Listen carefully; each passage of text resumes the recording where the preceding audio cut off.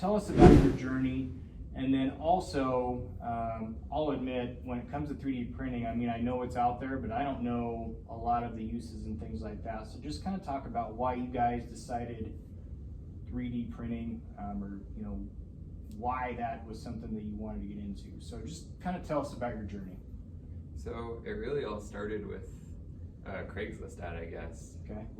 Derrick came up to me and he said, I found this ad on Craigslist where someone's selling their 3D printer business, but I think it's kind of overvalued. And so we went and we did a bunch of market research, kind of looking into our 3D printers, you know, like, is that something it could be valued at? And while we were doing that research, we found out that, hey, this is something that we don't have to necessarily put all the capital into buying an existing one when we could start something ourselves. Yeah.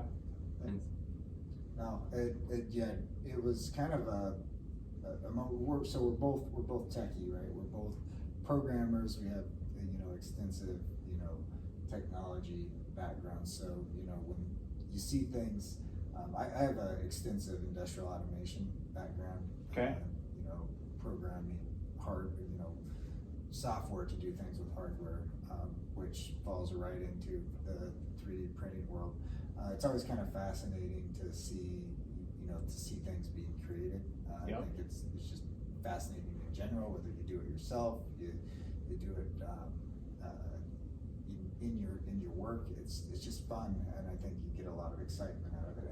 And both Justin and I enjoy that process.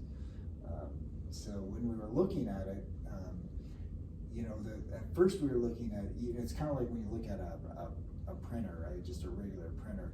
You know, most of your revenue is generated by your ink cartridges. Sure. It's not by the hardware themselves. Right. So you always have these consumables that are being, you know, that are really your profit generators. Yeah.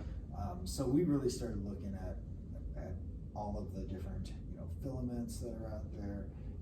You know, certain filaments do have different properties, different characteristics than other things. And as we kind of went through the process of not only ourselves, you know, we tinkered with it on our own, but then, you know, as we started playing with it, we just started learning more and more about it. And like, you know, there's just a lot of uses on, you know, practical uses for a 3D printer that I don't think most people know. Sure. You know, how can we spread that word? You know, how can we, you know, maybe generate how we feel about the excitement we feel about it to other people. Got it.